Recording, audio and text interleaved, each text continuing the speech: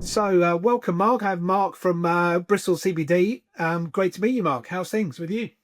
Nice to meet you, Kevin. How you doing? Yeah, Good really, here. really good. Thanks. And thank you so much for joining us. As is always the case, I do a bit of research on the guests that are coming on. I put your name into ChatGPT, got a bit of background on you. I Scary. understand, yeah, it is scary. And I understand you used to be in the music industry. Is that right? Yes, for my sins. I worked for a large music corporation for about 9 years or something like that. Yeah. It was a journey. And you're in that corporate world, and one of the things that always intrigues me is the point at which somebody decides that they quite fancy going and doing something different, but actually taking that step. It's a big step. But yeah, I'd love to understand what got you doing what you're doing now. I mean, for me, it wasn't a choice. Two things happened pretty close together. One, I hit a serious burnout. Yep. And two, luckily, I got made redundant around that time. I think they could see that I was struggling and they were like, let's just get rid of this guy. Um, That's so convenient, I guess. Yeah, so I was given a little bit of money to kind of just calm down and reassess and rebuild Yeah. myself. And I spent a long time kind of after that just focusing on, first of all, my own health and then sharing what I'd learned with other people. So I became a mindfulness coach for, well, I'm still do that a little bit, but there was a sort of period of about 8 years where I was very much focused on helping people who had had a similar sort of experience to me, where they burnt out or they were Yeah. looking for ways to be calmer and less stressed. Excellent. So how did that I mean, how did you go from being in the corporate world to doing that? How does that happen?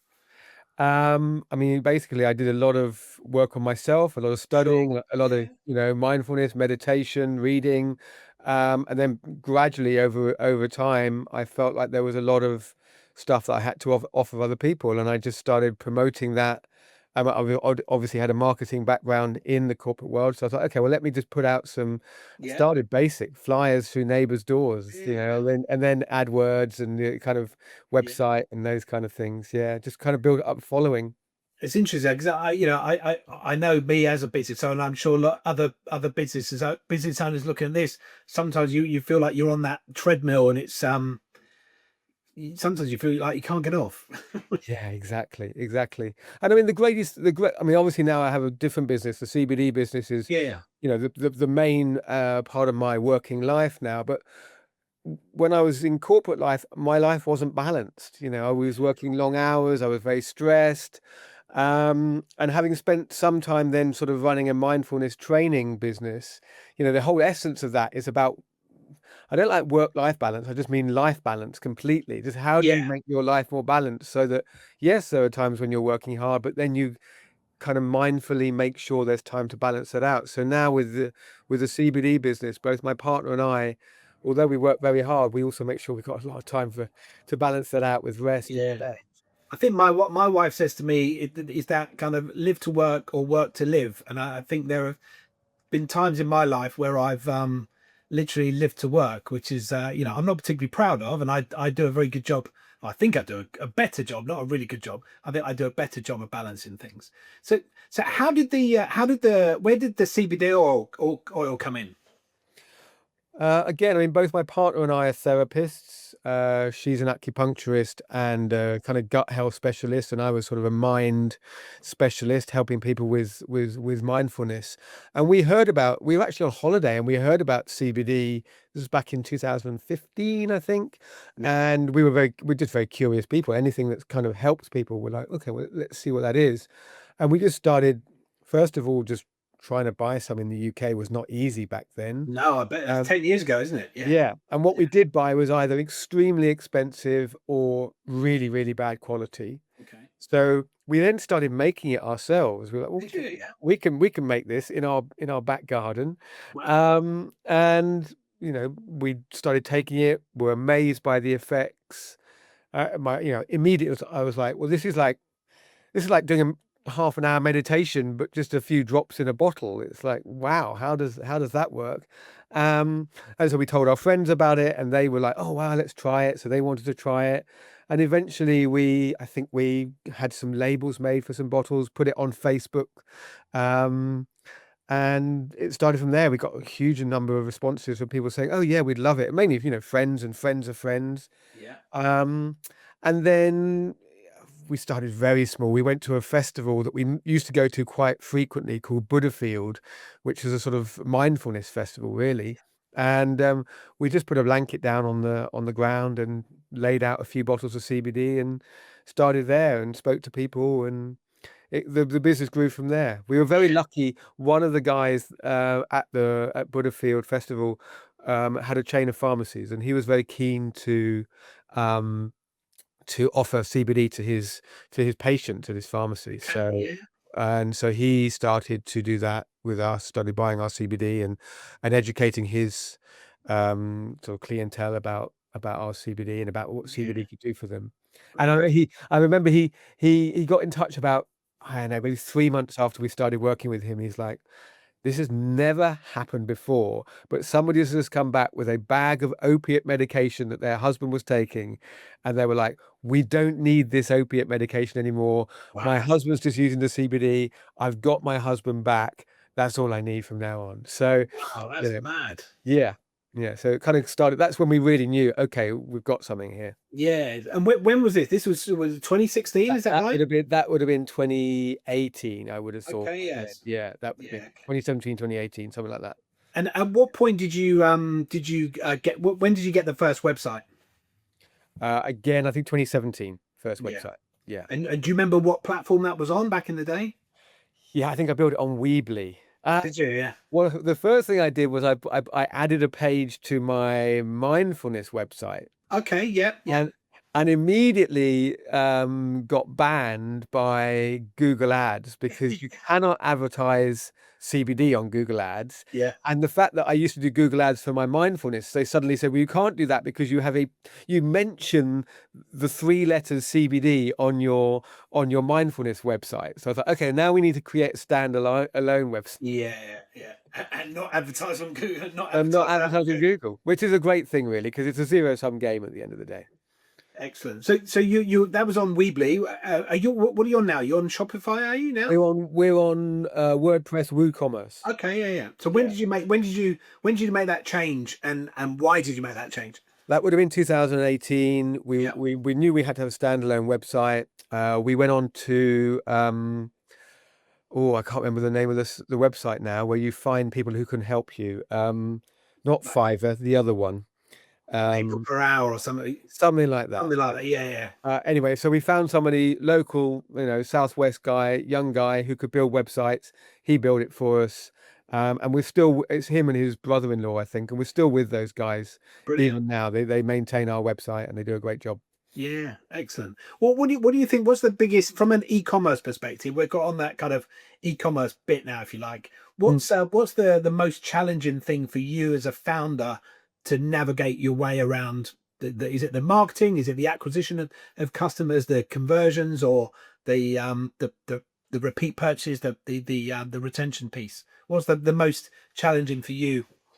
I mean, we don't really do any marketing per se. We've never paid, maybe once we paid for like an article or whatever. Yeah, We're very much a word of mouth business. sure. People try our products, they love them, they tell their friends. And we're kind of focused towards a more older generation because those are the people who have arthritis and Yeah, pain issues and sleep issues and whatever. So yeah.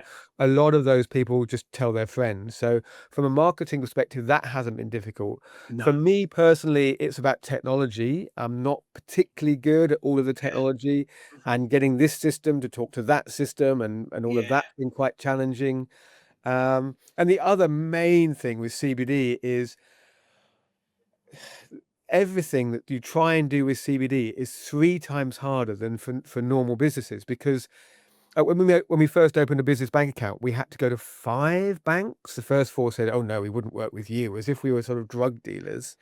Um, the, then you want to send, obviously we have to buy stock from overseas because you're not allowed to extract CBD in the UK. So we have to buy it in from Germany and America. So you have to send payments. And I think we tried 6 different companies that do international payments. And then when we built the website, obviously you need to take payments on the website. and Stripe and Square, they all just Yeah. PayPal banned us after about a week. So you've got to find a high risk merchant. We get labeled with like guns and tobacco, which Yeah. both there's a slightly less healthy than CBD, but there you go, we're high risk. Yeah, it's crazy, isn't it? But it's something that, I mean, I guess, I mean, one of the traits that I sort of uncover doing these podcasts is that kind of like persistence and resilience and keeping going, and I guess it's just, it sounds like it's been a real challenge for you. Yeah, I mean that's the thing is resilience and persistence. That's exactly it. You get knocked back, but you know that eventually you're going to get it. And Yeah, if you do make the effort to be persistent, you're probably doing more than other people, and therefore sure. that's Yeah, gonna stand you in good stead. yeah, absolutely. There's a lot of people might quit earlier than you have. Yeah, I'm a stubborn mule. Excellent. So what's the biggest lesson that you've sort of taken? You started this, or the early parts of it were sort of 2015. So Yeah. you're not far off from, well, you are 10 years. I guess we are 2025. What's been the biggest lesson as far as you're concerned? Because both of us are therapists, what we're always trying to do is to help people. And so we have focused massively on, I mean, I guess the term would be customer service, but it's more than that. We treat everybody as if they're a friend of ours and we really care about their health. And we do everything we can. We do a lot of research for people. We will really help to try and find the right products for people. And if that doesn't work, we'll find something else. And for me, that's big. I wasn't sure whether we could run a business that way, going above and beyond, but really we can. People just really appreciate that personal touch. And I think, I mean, Jeff Bezos always talks about it in Amazon. It's kind of like customer, customer, but that's what we do. We just put customers at the absolute forefront of everything that we do. Yeah. And Can, that's can that can that be a challenge? It's kind of in terms of there's, or is are they one in the same thing? I mean, Amazon's a great example where it clearly works, because it's, Mm, you get your stuff when you want it, and it's, mm, happy days. mm. But yeah, just balancing that kind of commercial element with the kind of like looking after people. What's your sort of take on that? I mean, the main challenge is obviously that there are some people who have very high needs, and Yeah, yeah. you need to sometimes just, you're in the middle of doing something, you're really busy, you get a phone call, and quite early on the phone call, this is going to be a half an hour phone call where you've just got to sit down and really listen to somebody and understand where they're coming from. So that can be challenging, but we do it every single time Yeah, because I'd rather do that. I guess you win some, you lose some. Some people be super quick. It's easy, and they'll be Yeah. But yeah, I think the customer focus is a big thing, certainly in this day and age. Because if you're not, then somebody else is. Absolutely. And in terms of customer retention, once somebody knows that you really care for them, they're going to come back time and time again. Yeah, And that's what we found is we don't really lose a lot of customers. People know that they're going to get amazing quality CBD oils, amazing quality mushroom tinctures from us. Um, and they also know that if they need any support, we're here at the end of the phone or at the yeah. end of the email, or now we have an AI chatbot. We're at the end of that as well.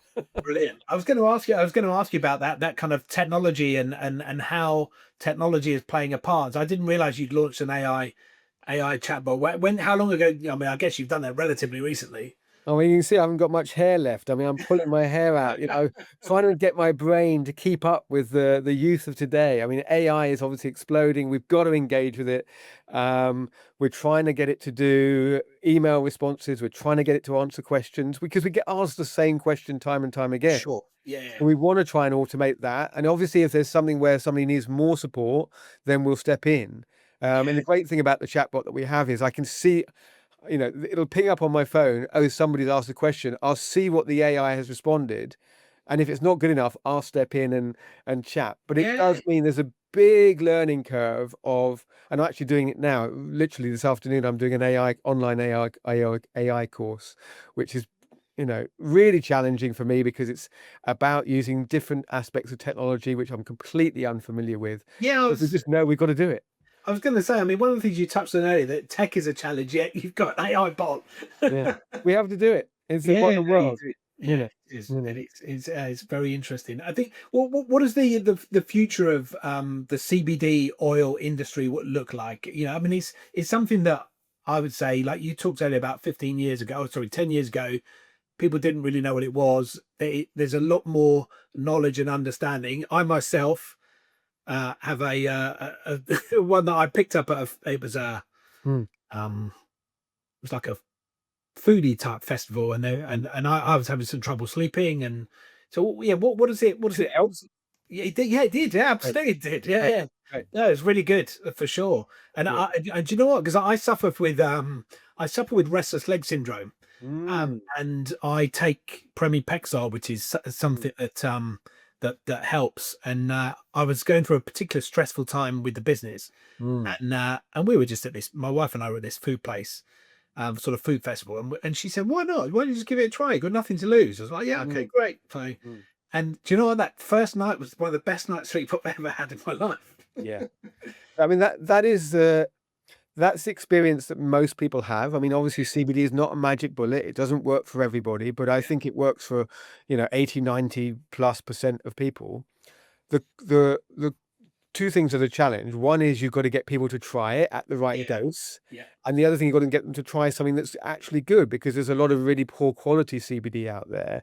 So, I've often heard people say, "Oh, I tried CBD, it didn't work for me." And I'm like, "Well, what did you try and how much did you take it and when did you take it?" And there's a lot of factors. yeah, There's an education process that has to go on for people around CBD. So I'm hoping that the future is that we have a more educated society of people who understand that before you go straight to the doctors or the pharmaceuticals, there are things that plants can do that might actually tackle the issue that you're trying to tackle without you needing to go onto something that has potentially side effects. So yeah, well, hopefully we're going to become a more sophisticated culture around using plants again, as we were 100 years ago before yeah. Of course, yeah, before we lost all of that.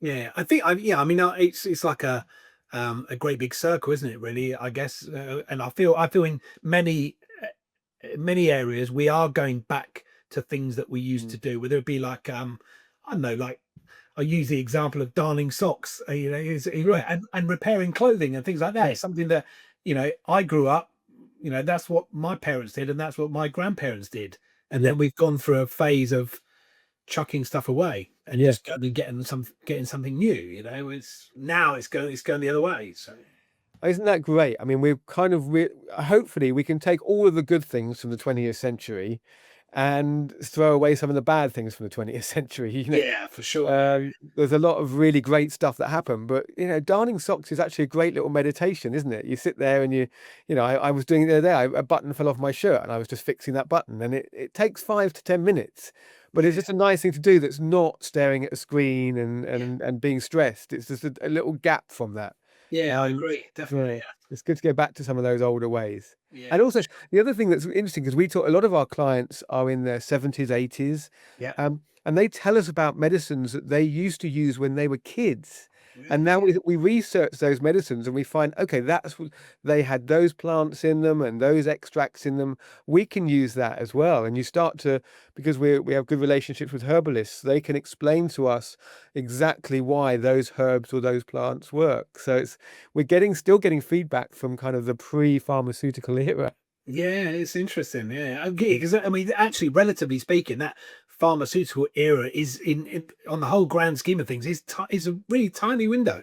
Yeah, exactly. It's a really tiny window, and there was so much knowledge which, was being lost. And we and a lot of other people are trying to make sure that that's not lost, and we continue to build back into our business and just into the education that we give people knowledge about stuff that you can do with plants, because they're natural, they're here, they don't have side effects generally. Yeah. Absolutely. One of the things I was going to ask you is, I mean, you touched on it earlier, is the lower quality products that are out there. As a consumer, how do I know, and what can I do to make sure that I'm buying good quality rather than something else? I mean, that's one of the wonderful things about buying CBD online rather than in a shop. When you buy CBD in a shop, you don't get a lab report, so you don't know what's in it. You don't know whether it's been tested. You're Yeah. just going literally on the label. And you also don't get customer reviews. If you go to bristolcbd.co.uk, every product has a lab report there that shows you exactly what's in the product and exactly what's not in it. So it's tested to make sure there's no heavy metals or toxins in it. And then you've got product reviews. Customers have said, I've used this for whatever and it works, whatever. Yeah. Yeah. So that's what I look for, is lab reports and customer reviews. Brilliant. What you obviously the name Bristol CBD suggests that you're servicing a relatively local area. How far are you local, or do you go further afield? What's the what does that look like? Look, the name Bristol CBD came from when I set up a mindfulness business. It was like meditation, and I was mixing positive thinking with meditation. So I called the business Positive Meditation. Now, guess how many people went online and Googled positive meditation? 0. What they Googled was meditation Bristol. Yeah, sure. Yeah. So you quickly learn, okay, if you're going to start a business, place name and product name put together is a great way of doing it. So we started out in the Bristol. We didn't even start out with an intention of setting up a national business. We were like, if we can just help people in Bristol to get good quality CBD, fantastic. So we'll be Bristol CBD, and anyone that searches on Google for Bristol, buy CBD in Bristol, where can I buy CBD in Bristol? We would always come up.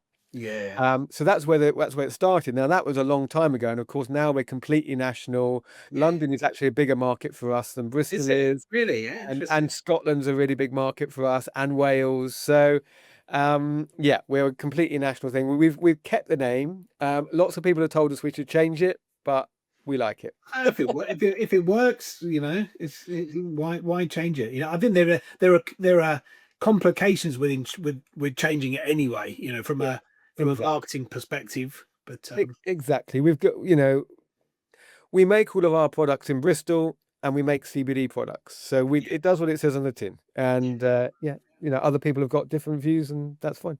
Are you able to sell nationally or internationally? We used to. Brexit kind of put the dampeners on that. Now, if you send, Ireland, we can't send CBD to now. Some countries you can. I think we send to a handful of European countries, but when it arrives, they get charged a 20% tax on it when it arrives. Sure. So it has really put the dampeners on our international business. Yeah. Did you do a lot of international stuff? It was probably only 10% of the business, but that kind of went. Yeah. And where's the biggest growth area for you now? You mentioned that London's probably one of your biggest areas. Are there? Do you see those trends across the country? I'm not sure that we necessarily see particular trends. As I said before, we're a real word of mouth business. So what will happen is somebody in Yorkshire, for example, will come. The way that we grow our business, because we're not particularly tech savvy, and we started out at festivals, was we do festivals and we do markets and we get face to face in front of people. And we did the Bath Christmas market a few months ago at Christmas, bizarrely. And so we met over a course of 18 days straight. We met, 1,000 people. And most of those people bought something from us, and then they went back home. And they're from all over the country, because Bath Christmas market attracts people. So they've gone back to Yorkshire. They've loved the product, and they told their friends. So, for example, there was one lady that started buying our products from Guernsey, and now we get literally 5 orders a week from Guernsey, whereas before we had nothing. Just because she's told all of her friends. She must be one of those people that chats to everybody. The other day, I got a call from a postman in Wales, and he said, I've just delivered a parcel to one of your customers, and she told me how great your CBD oil was, and she told me I needed to get some for my aches and pains in my legs, because he's walking all day. And so it's like little seeds that get planted, and around those seeds there'll be a little easy, isn't it, of grass that grows. That's really that's lovely, though, isn't it? Don't you think? In terms of, and I guess what you're saying to me is kind of like, whilst it's a commercial enterprise, it's not your typical commercial enterprise. There's personality and your beliefs behind it. Absolutely. I mean, as I said before, we're just trying to help as many people as possible to Yeah. discover CBD. It's you know, you often hear podcasts, and generally a lot of the people on the podcast are younger than I am. I'm nearly 55 now, so a lot of them, they're in their 30s or 20s, and they're like, okay, I want to build £100 million business. You Yeah. know, I want to grow to this. For us, that's never been a thing. It's like we just want to, people that come, we want to help them, Yeah. and so that's all we're trying to do. We're not trying to grow into the next big corporation or make No. ourselves really rich. You're trying to help people and you're making a living off the back of it rather Yeah, than some aspiration to be the next big thing and yeah, generate, sell for whatever it is. exactly. I never want to sell this business. I want to set it up so that I can run it when I'm 95. Yeah. You know, Warren Buffett just retired at 94, and if I can beat him by a year, you know, um, it's like, why would you give up a business where you feel like you're really helping people and it still gives you that flexibility in life to do what you want to do? So Yeah. And hopefully I we, think if you're enjoying it, you're helping people and it's fulfilling you, then why not? yeah, Absolutely. why Yeah, not? Why definitely. not? Whereas I think the majority of people can't wait to finish what they're doing, walk away, and then try and figure out what they're going to do next. Yeah. Well, I guess I've done that before. Yeah, that happened to me 20 years Yeah. ago. So now it's like, well, I just want to find something that A, allows work-life balance, B, allows you to help people and feel like you're doing a good job and you've got meaning in your life, Yeah. and C, creates enough money to give you the quality of life that my partner and I want. And that's it. We're a lifestyle business. We're not an Yeah. aspirational brand or anything like that. And what advice you talked about those kind of younger people, kind of like almost chasing the dream, if you like. What would your as an older gentleman, much like myself, what would your advice be to those individuals that are doing that? Well, it's interesting because I was saying before, I've got 3 kids that are in their 20s, 3 Yeah. boys. And there's no point in me talking to them about work-life balance or not having aspirations because they're all ambitious young men. Sure. And I think Yeah. it's a phase of life. You go through that, and at some Yeah. point Yeah. in your 30s or your 40s, you it changes into a different phase where you want something different. So if you're young and you've got the energy and you've got the oomph, then go for it. Try and Yeah. build whatever you can build. But at some point, just know that you're probably going to have to rein it back in a little bit and Yeah. try and find something a bit more balanced. And I think with you, you were kind of like you probably.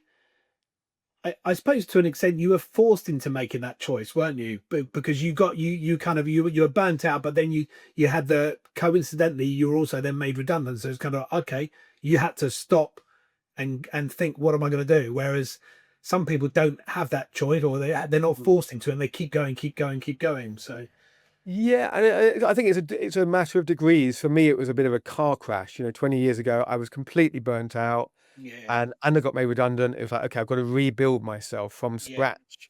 yeah, Whereas for other people, it may just be that they get into their 40s and they start getting slight health issues.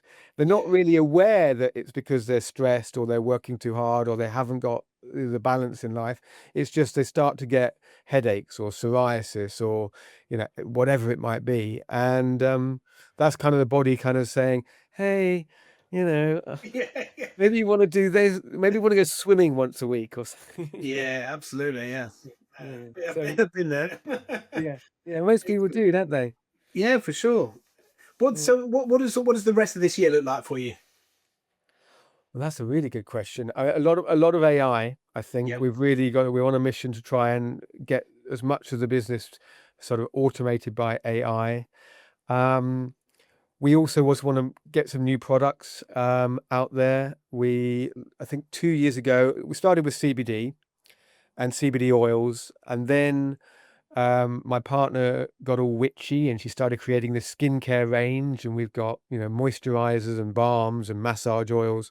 And then the next thing that we launched was the edibles. So we've got, you know, CBD gummies, CBD Yeah. chocolates. And then 2 years ago, we launched a whole range of mushrooms because mushrooms were becoming really well used. And we found out we had a lot of information about mushrooms that we could share.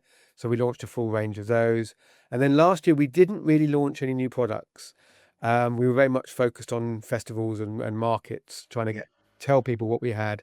So this year is going to be about more new products, I think. Excellent. Good stuff. Well, I wish you all the best with that. And thank you very much for joining me. It's been great chatting to you, Mark. I really appreciate it. Oh, Kevin, it's been an absolute pleasure. Thank you so much for the time and for listening to me bang on for half an hour. So I appreciate your kindness in doing that. It's been great.